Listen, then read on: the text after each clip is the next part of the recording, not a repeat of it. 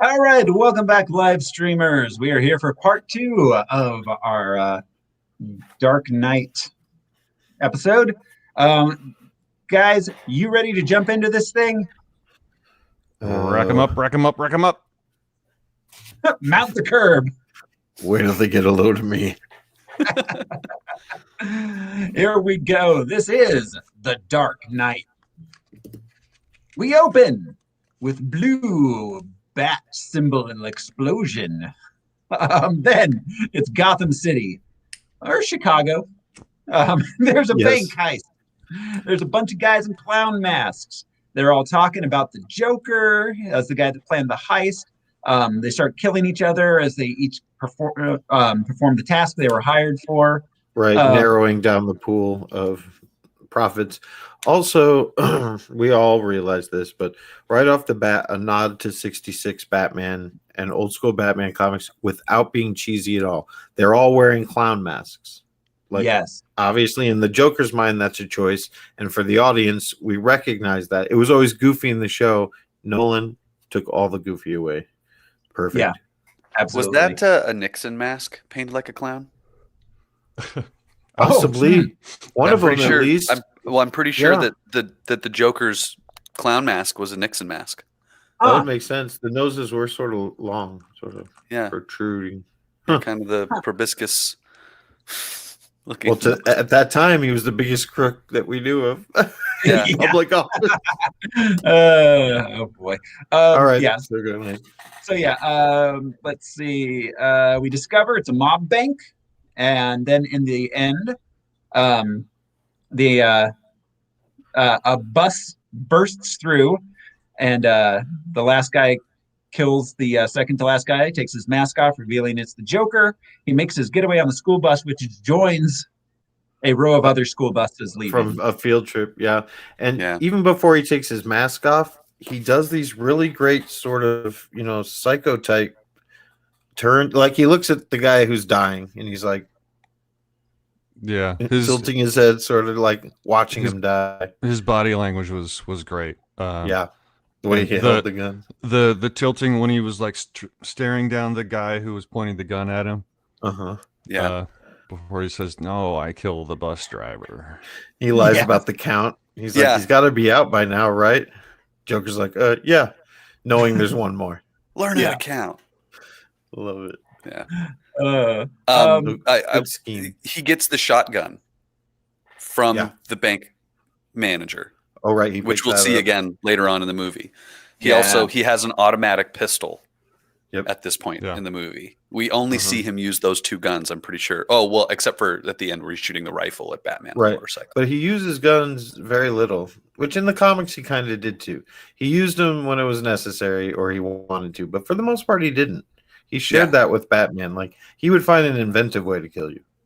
Yeah. Yeah. Oh, yeah. Absolutely. Guns were boring. Yeah. Absolutely. Or knives. Well, he loved knives. Yeah, it was all about. And he explains that you can see a person die with a knife. Yeah, exactly. Let's see. We cut to shots of criminals being scared of Batman. Chief Gordon's on the roof with the bat signal. Then we cut to a parking garage. There's a bunch of criminals making the Chechens. They're making a deal with the Scarecrow for drugs. I think it's drugs. Chechen dude, it was fantastic. Yeah. I want to give him one of my wacky supporting role awards. You hear that Chechen guy? Yeah, he had jokes. He was in character. He had jokes. He was also a reasonable gangster. Oh yeah, Like let's hear him out. So a bunch of guys in Batman suits come and they start trying to break it up. Then the real Batman shows up and takes out the Scarecrow. He gets bit by some dogs. He chastises the fake Batman for putting themselves in danger. Batman. Two things. The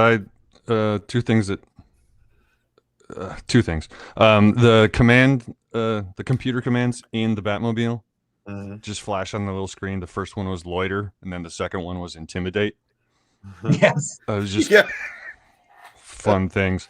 Also, the way that Batman bounced off that pillar when he was riding on the side of the van was hardcore. That was intense. That was rough. He got hit. Yeah, I did. Timing the jump to crush the van too. Yes. Yeah, that was something that was very Batman.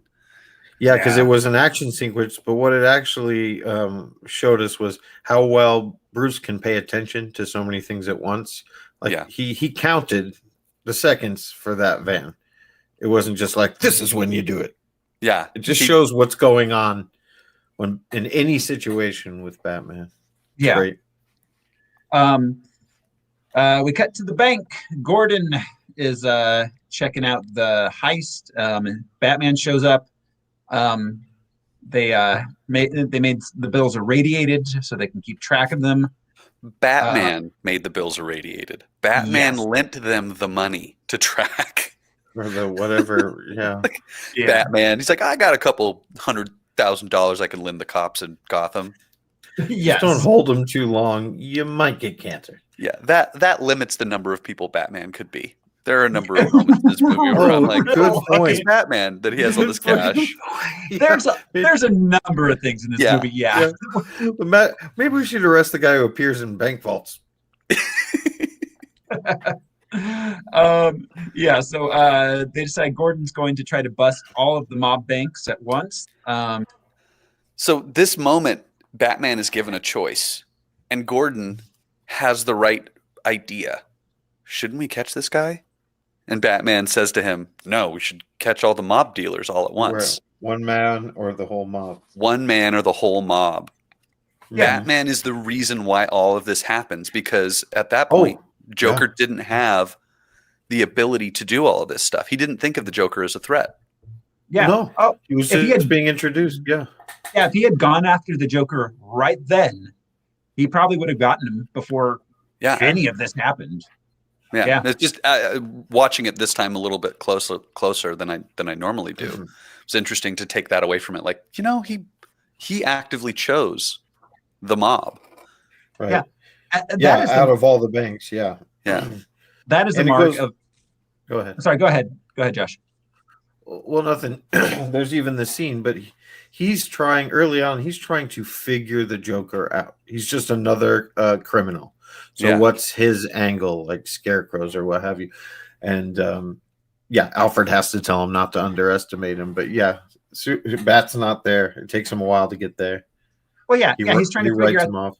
He's trying to figure out the Joker's motivation, and Alfred has to tell him he doesn't have one.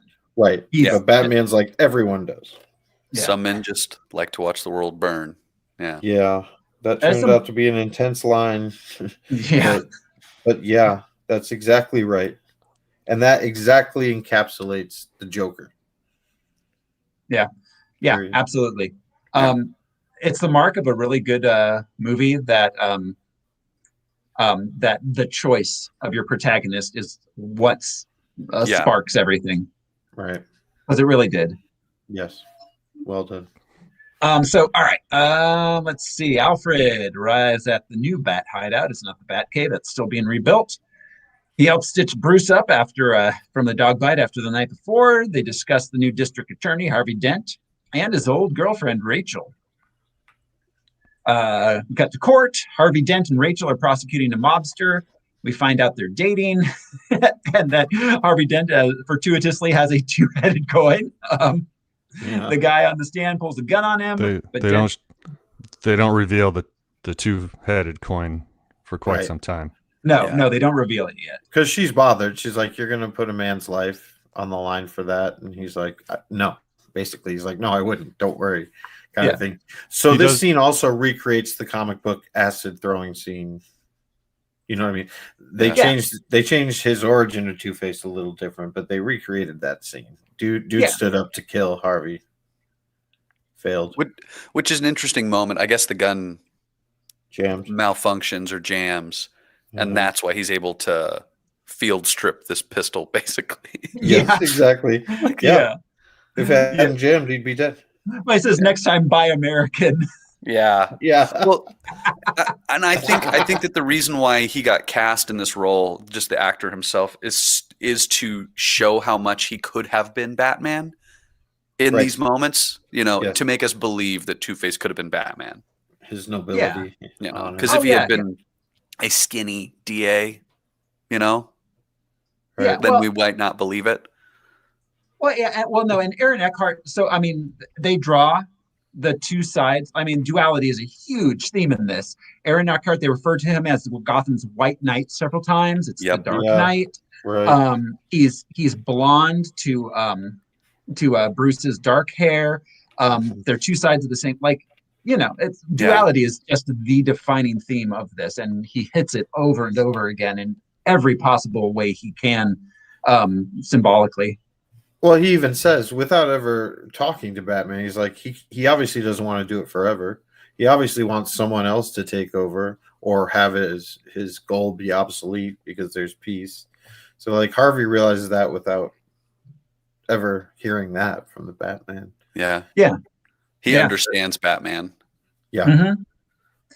Mm-hmm. Let's see. They meet with, so Dent meets with Gordon, who wants a warrant to bust the mob banks. Dent wants to meet Batman. For his Make-A-Wish. Yeah. He's also suspicious of some of the cops in Gordon's unit because he used to be on internal affairs. Well, and all three of them are suspicious of each other. Yeah. Batman and Gordon discuss not the commissioner, the DA, saying, like, can he trust him? Can we trust him? I don't know. Right. I mean, he seems like a good guy. And then we see Bruce Wayne doing his own background investigation on him. Mm-hmm. Then he doesn't trust Gordon because of his background at Major Crimes. He's like, well, I'm going to go down to Major Crimes and meet this guy, check him out for myself. Like they all start with this mistrust. Yeah. And that's an ongoing theme that they stuck to. There's always been one or two cops in Gordon's unit that were total turncoats, Bullock and so forth. There's always been somebody.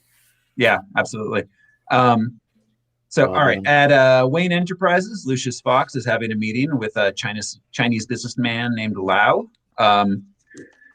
He asks an accountant to go over the numbers of the deal again. Bruce tells him that he only wanted to meet with him to get a look at his books because Lau's in bed with all of the criminal organizations in Gotham. Well, and he's asleep through the whole meeting. Yeah. Yeah. That's my favorite Bruce Wayne moment. Yeah.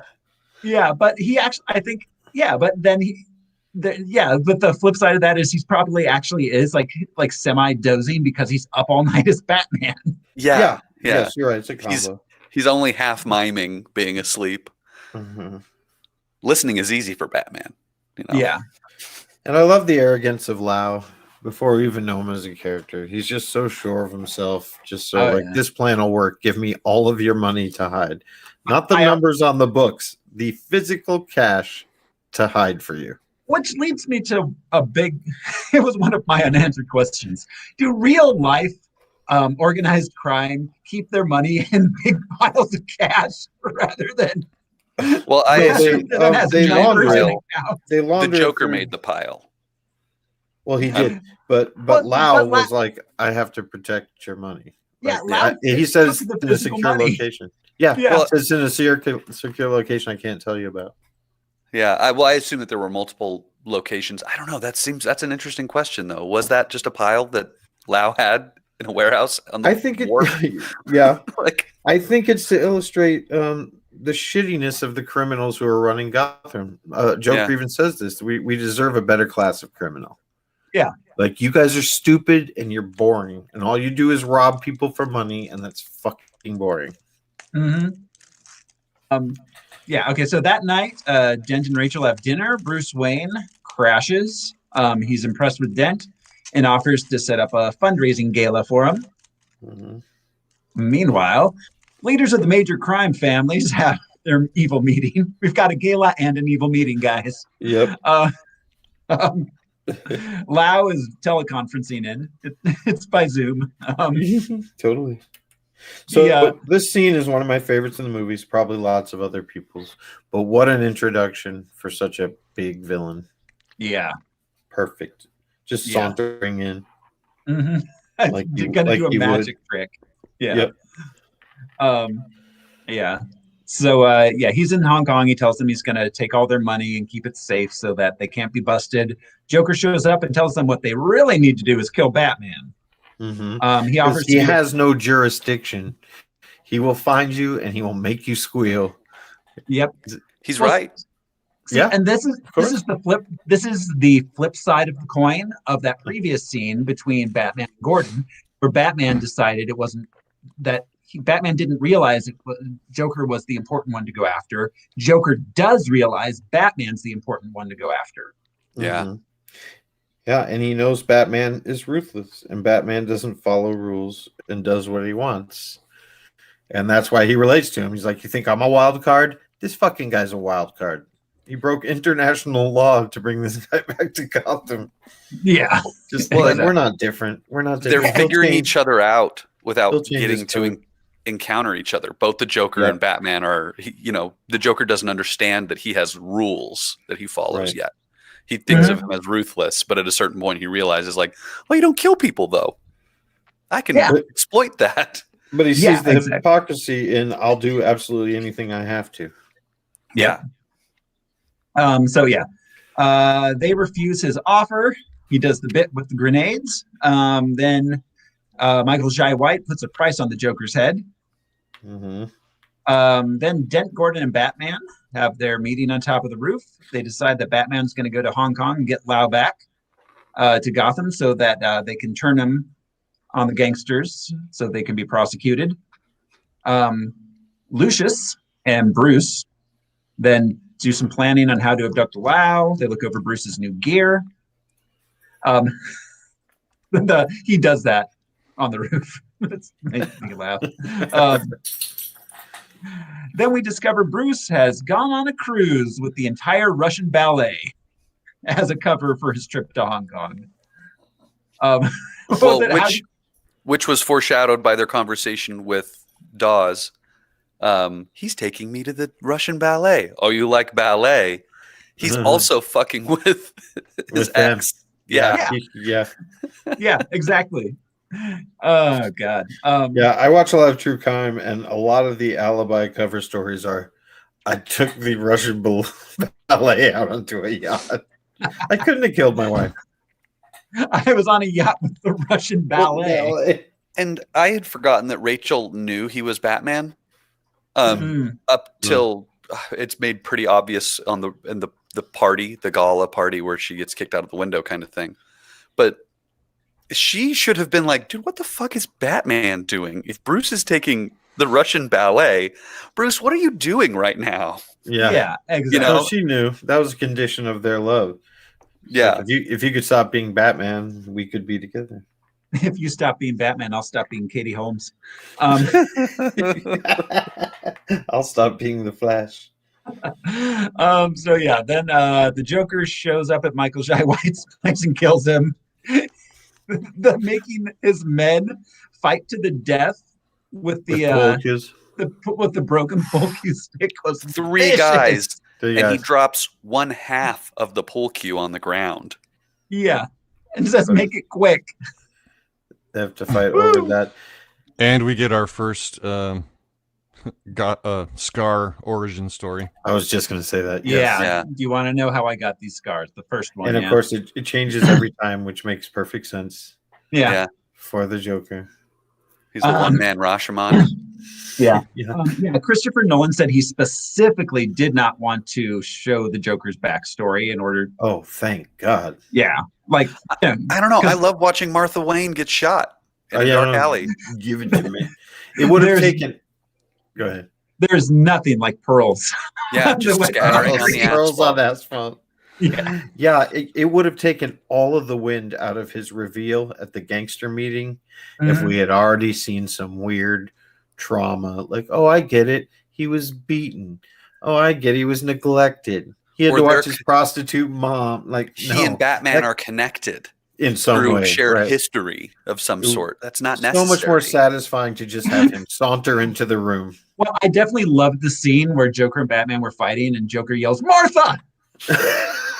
How do you know that name? Like, dude, I shot your mom. What? Because it's a name. I know lots of names. I'm not named. who the fuck says their mother's name? Well, like you don't, you don't go, Mom. In that moment, but when you're getting your ass kicked, you don't generally yell your mother's full name. Your mother's actual name. You don't yell like okay, not so maybe if you're really fucked up, you'd yell Mom or Mommy, but you yell her actual name. Right. I think that happens after when you're a bloody mess on the ground going, oh no, Mom, I want my mom. But some guy punches you in the face and you're like, Martha. Oh dear God. Okay, anyways, back to this Batman movie. In Hong Kong, Lucius Fox arrives and uses a meeting with Lau as an excuse to use his new invention, the sonar phone. He does that so he can see the layout of the building, which I call phonar. I almost said it. And I was like, Al's gonna grimace. Thank you. Which echolocation? Yeah. Bats. Yeah.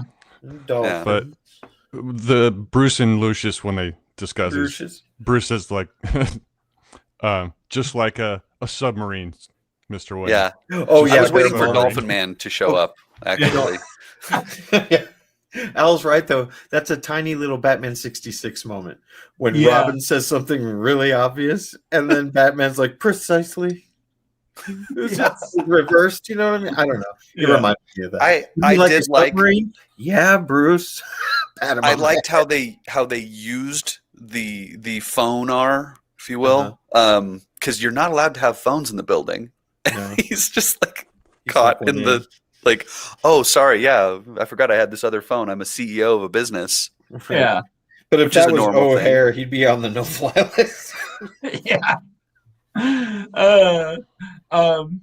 So then that night Bruce flies down to the building to break in. Do you think that Lucius ever gives him equipment and he's like, it's fine, but it doesn't look like bat stuff? Can you make it bat themed for me? It's like a grappling hook with like Ed Hardy flames on it, like something Guy Fieri designed. Like, can we get this in black? Unfortunately, no. I checked the Amazon page. There's steel gray and or bright green. Yeah, bright green. Something that glows in the dark. Is that Batman?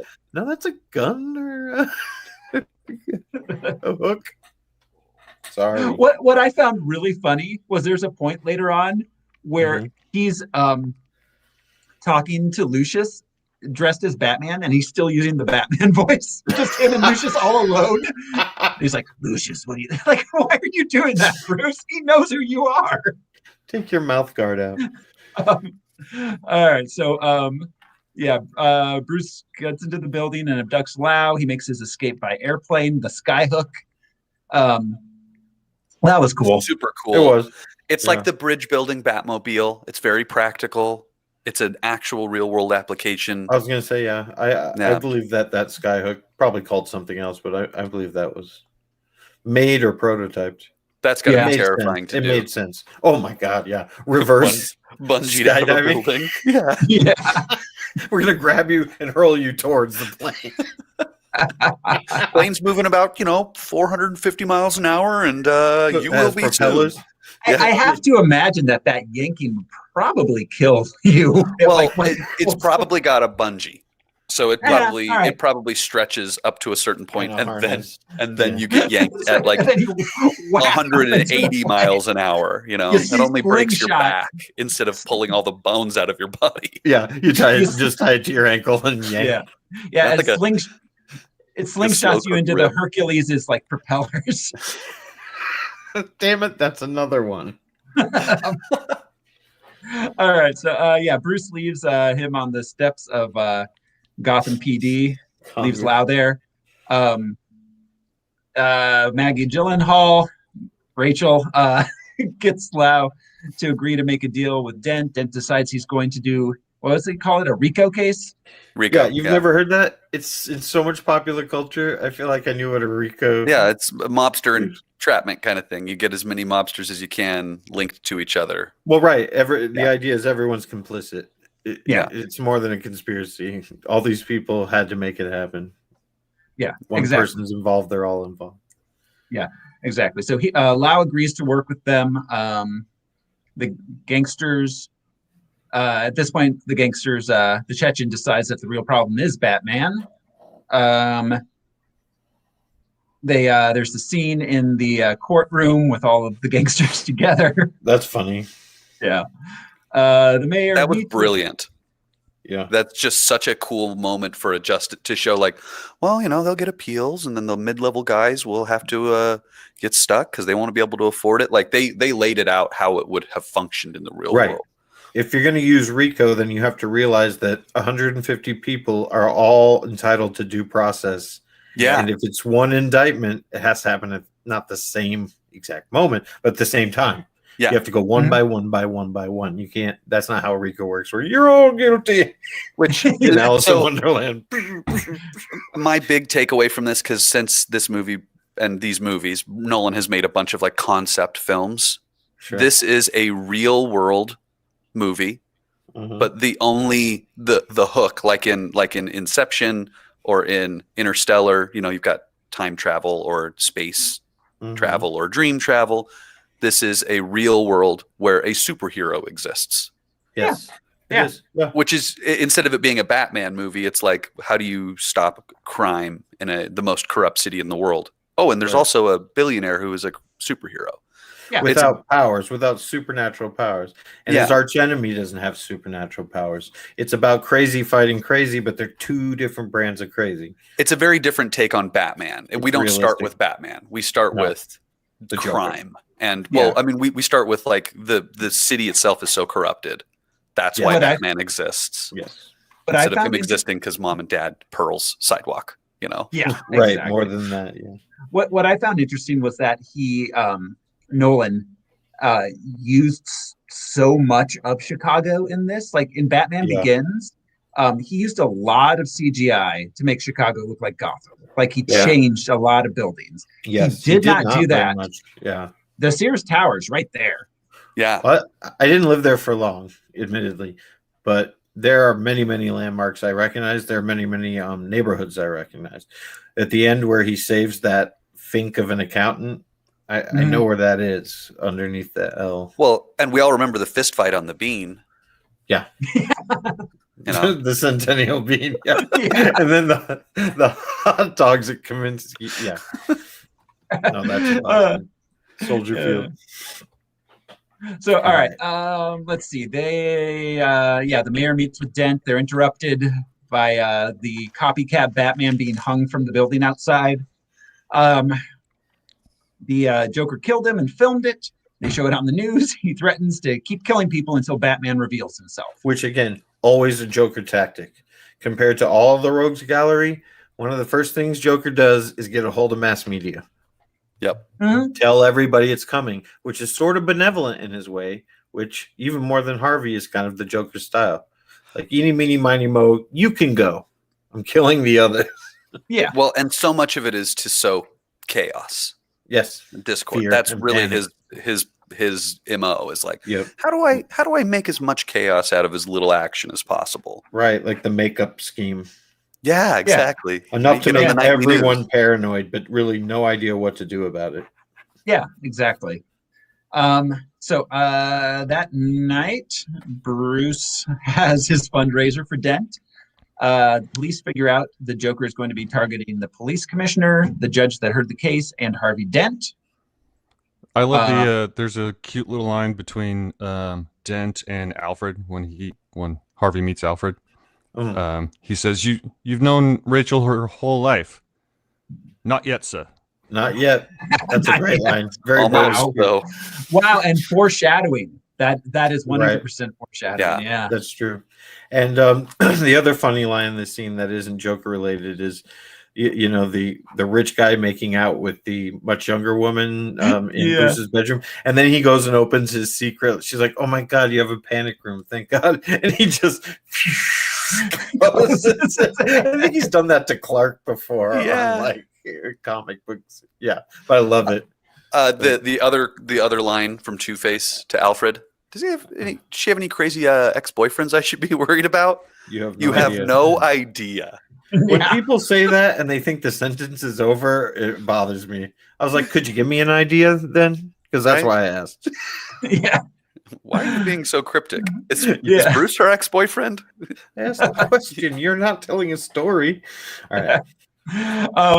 So Bruce talks to Rachel. She tells him that if he ever stops being Batman, they can be together. The police commissioner gets poisoned. The judge gets blown up in her car. But the two cops. Here's my card. I love it. Sorry. Yeah. The two cops that put her in the car were the crooked ones, we find out later. Yep. The Joker and his men show up at Bruce's party and start terrorizing the guests and Senator Patrick Leahy. Bruce. Again, I'm sorry to keep interrupting.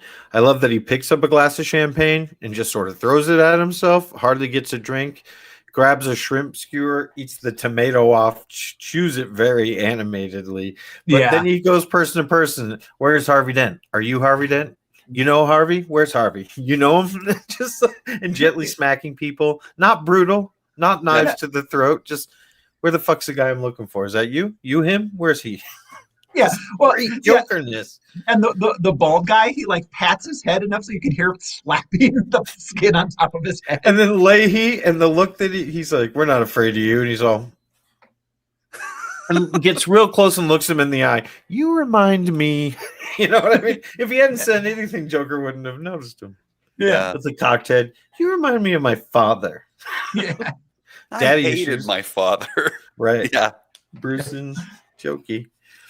So yeah, that's an interesting mirror of Batman and the Joker. I hated my father, whereas Bruce like idolizes his father, and obviously neither of them really knew their fathers very well at all. Yeah. Okay. So all right, Bruce knocks out Harvey Dent and hides him safely away. He returns as Batman. The Joker's men fight him for a bit. Then the Joker throws Rachel out the window. Batman dives out after her, saving her life. We never revisit the party. Did the Joker stay and like just eat shrimp? Well, it's a very poor choice of words. I assume that he realized that Harvey wasn't going to show. Yeah, it was just like fucking stupid party, anyways. I thought it was a weird cut that we just move on. We go to like after that we just move to the next scene and never show the Joker leaving the party or anything because like good point. You know, he could have been killing a number of Gotham's richest people. Meanwhile, Bruce is just sitting on a taxi cab with Rachel. Yeah, exactly. And back at the party, we got our second Scar story. Yeah, Scar story number 2. As he's threatening Rachel. Yeah. Let's see. Bruce and Alfred discuss the Joker. This is some people just want to watch the world burn scene. The Burmese bandit. Great story. Yeah. They were paying, or he was being paid by all the warlords, and they went to go and stop him, and they found a kid with a ruby in his hand because money was not the object of his goal. It was good hunting. What do you do with a man without a motive? Yeah. Even forensic shows now, that's what stumps people 9 times out of 10. When there's no discernible motive, there's no reason for him to be doing it. Yeah, that's what makes him scary. Yeah, that's the Dahmers of the world, you know. Right, exactly. It's usually money or love. Yeah, but when it's not, it's very terrifying. Yeah, it is. Let's see. The cops are called to a crime scene that the Joker sent up with Harvey and Dent, the two guys. Batman takes a chunk of the wall with a shattered bullet in it. He's going to get fingerprints. How the fuck is this supposed to work? Yeah. That was a little stretched Those fingerprints would have definitely been burned off. And he's like, I need it before your men contaminate it. And then he takes a whole chunk of wall where the bullet. It's like, that's evidence, Mr. Batman. Okay, bye. Yeah. They figure out the Joker's next target's the mayor. Then meanwhile, the accountant that Lucius had been looking into the Lau deal figures out that Bruce Wayne's Batman. He threatens to go public. Lucius does not give in to the blackmail. This might be my favorite scene of the whole movie. Just Lucius Fox's line. It's long, so I won't go into it. But basically, your plan is to blackmail this person? Yeah, you want to blackmail Batman. A billionaire vigilante? Who beats up criminals with his bare bloody hands? Pulp. Yeah. One of the most powerful men in the world who spends his time. I love that. Like his hobby is to dress up as a bat and beat people to a pulp. Brilliant. Yeah. It's like, and he sums it up with good luck. Yeah. Good luck. See how that goes. Yeah. So let's see. Lucius does discover that Bruce has a secret cell phone deal with the military. He's doing some R&D with them. There's a public ceremony for the dead commissioner, a parade. Bruce discovers that the fingerprint on the bullet belongs to someone with an apartment overlooking the parade.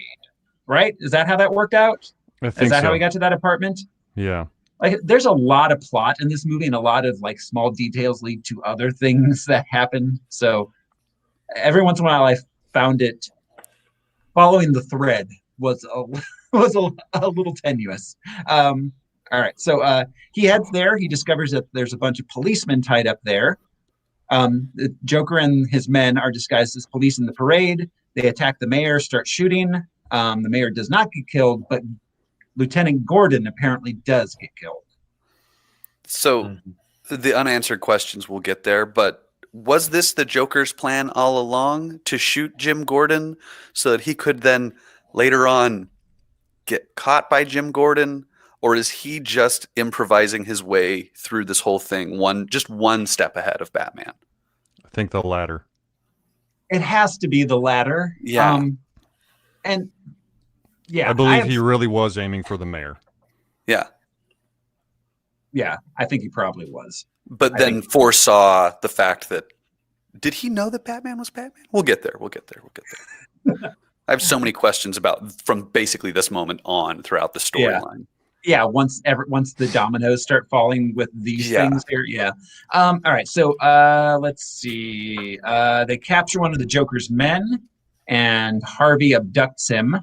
Batman breaks a gangster's legs, he's fighting Marconi, right? He drops Marconi off the fire escape. Maroni. Yeah, but when he's fighting John Wick style through the club. Yeah, in a club. That was hilarious. Can you imagine being at a club and you're like, is that Batman? Yeah. Oh, he's just fucking people up. I should leave. Yeah. It's like seeing Shaq in a club. I really picked the wrong night to take Molly. Yeah. Oh shit. I love Eric Roberts. I'm gonna hug Batman. Such an asshole comic, but like comment. Like, what makes you think I want to hear you talk? Yeah. So yeah, all right. So yeah, he tells him the only way he'll find the Joker is to reveal his identity. Meanwhile, Harvey is threatening the Joker's guy. Batman shows up and says, "Hey, don't do that. You're supposed to be the good guy. You have to stay clean." He tells Dent to call a press conference so that he can reveal himself to the world and turn himself in to stop the Joker from killing people. Well, he didn't stop him. Go ahead. Well, the reason he was threatening the guy, ultimately, he broke once he saw that he was wearing Rachel's name, Officer Rachel Dawes. Mm-hmm. Yeah. Well, and the keys were sitting in the ambulance. The ambulance is unattended. This is where my question about the Joker and his machinations, was this his plan all along, was to have this guy get caught so that Two-Face would take him and kill him and become Two-Face already, kind of thing. Like corrupt him then. I think a lot of what he does are happy accidents. Yeah, well, because Batman says to him, "This guy's a nut. You don't want to kill him. He doesn't know what he's doing." Well, I mean, that's one of my unanswered questions. Is the Joker insists he's not a planner, that he just does things, but there's clearly a lot of planning involved in all of these. But at the same time, a lot of it does seem accidental. So, is he a planner or is he a rabid dog? Which one is he? Well, I don't know. I interpret know. this as he is constantly, he wants this chase to continue forever. He does not want to, at this point, he doesn't want to kill Batman. He just wants this to be forever, which it is in the comics. I mean, they're always chasing each other. And he mentions later, you threatened to kill 30 1,000 people, nobody says anything. You threaten to kill one mayor, and everybody loses their mind. So that's a plan, but it's not necessarily a scheme. Do you know what I'm saying? Yeah. Like, to get everyone's attention, I'm gonna promise to kill this guy. But there's a lot of elaborate things he does, like getting the dude with the bomb in his belly into the thing so he can make a phone call, and like he does a lot of very elaborate. I don't think he personally does any of that stuff. But the guy with the bomb in his belly was a cop killer. He was accused of killing a cop. So somehow he got framed, or he actually killed a cop, and then they sewed him up with a bomb inside him. Even in the comics, the people that create a lot of the mayhem for the Joker are his henchmen, the people in the Joker. Well, no, he's not personally doing it, but he's directing people to do it. Which requires some foresight and planning. He is planning. That's a get out of jail free. I think he could at least have come up with that plan and still be totally unstable. But that's how he got out of jail. That's how he got out of jail. Yeah. Well, of course, that's how he got out of jail. But I'm also saying, like, that's a lot of planning. Yeah. Okay. Well, a rat will come up with plans to get out of the cage. All right. So at the press conference, though, Harvey declares himself the Batman. I declare Batman. I'm Spartacus. It was like, I'm Batman, and so's my wife. Well, he didn't want Batman to stop. He wanted Batman to finish and take down the Joker. Yeah. It's like, I'll go sit in the cell. You do this. So they get he's taken into custody. They get a convoy of armored vehicles to transfer him to county jail. As they do along the way, they are attacked by the Joker. He's in a semi. He's got an RPG. Batman joins in. There's the big chase scene, lots of property damage. A lot of property damage in areas of town unrelated to the police convoy that Batman causes. He's going down a lot in the Chicago underground. There is still a lot of it's down there, not on the proper streets above. Yeah, well, but once he gets into the bike, he fucks up a lot of people's cars. Yes, Batman does. Yes, Batman does, specifically for sure. Cars that were unrelated to the chase. He flipped that semi, which now made it much harder to move because the wheels are upside down. Yes. All right, millions and millions of dollars in property damage. But okay, so they end up capturing the Joker. There's that scene. That scene is definitely a reference to Batman '89, where the Joker is standing in the middle of the street and Batman's coming at him on the bike. It's definitely a long pistol. Yeah, come on. I love the way that the Joker scrambled out of the semi after it flipped over. Uh-huh. And he trips over himself and he flops. It's just such good body acting. Body acting's amazing. Yeah, he does not move with intention. he's like a rag doll trying to walk, trying to stand up. Mm-hmm. Absolutely. So all right. Let's see. He's an intense misogynist, or not misogynist. Masochist. Okay. Masochist. Any painties and stains he loves. Yeah. Oh yeah. He'd also be a pretty intense masseuse. He might. Yeah. I can't imagine. I'm not turning my back to that guy. So yeah, they capture the Joker. It's revealed Gordon is not actually dead. He just shows up at his own house. Yeah, and his wife laughs. Yeah.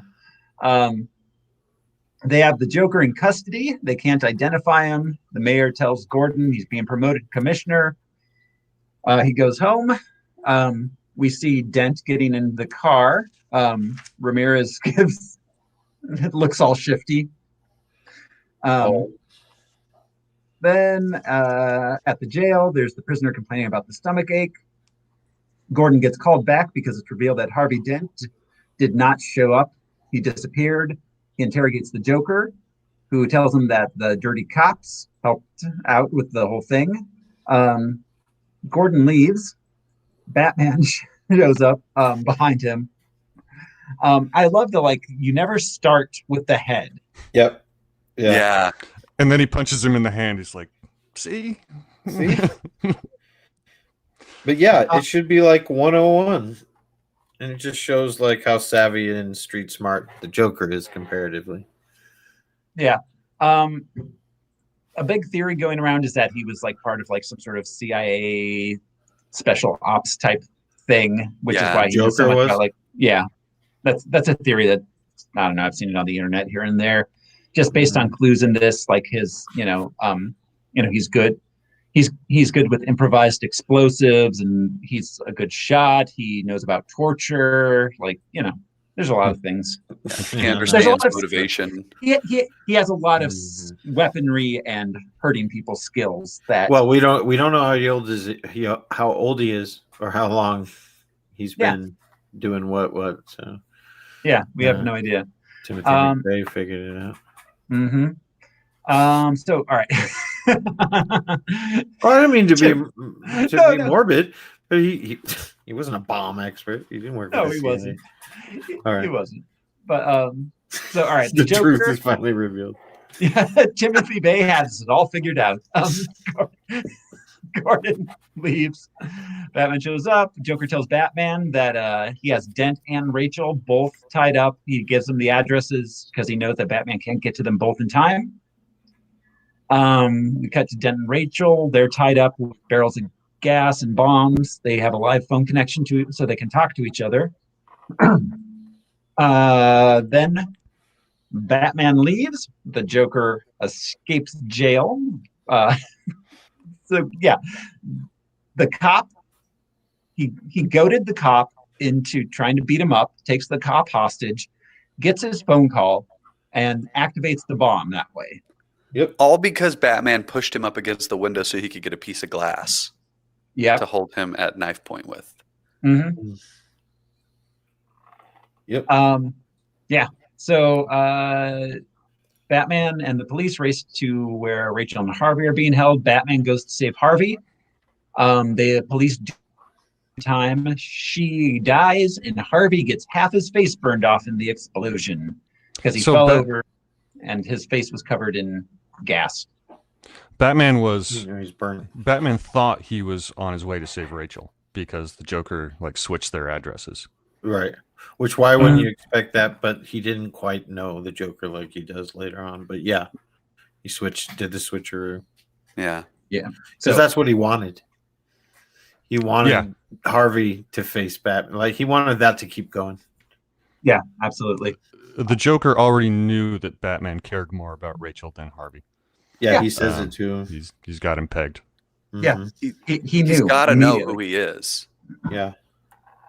Oh, who he really is? Yeah. He's got to. Maybe. In the comics, I think before this moment, he has to know that he is actually Bruce Wayne. Yeah. I mean, because otherwise, why would we give a shit about Rachel Dawes? Well, he's like the way you jumped out after her. Yeah. Yeah. He saw Batman. Yeah. When Batman went to save Rachel, there's a room full of maybe 80 people, and he just ran immediately to her. Yeah. Well, he was already by the Joker by the window because he says the line, but yeah, Joker's like, just the way that you jumped out. You were genuinely scared and worried. Mm-hmm. It wasn't that simple like Batman. All right, you're saving somebody. I'm going to continue on. Yeah, exactly. We're going to take a quick break here, everybody. We'll come back for part 3 of our live stream. This is a long one. So about 2 minutes. Part 3 will be up and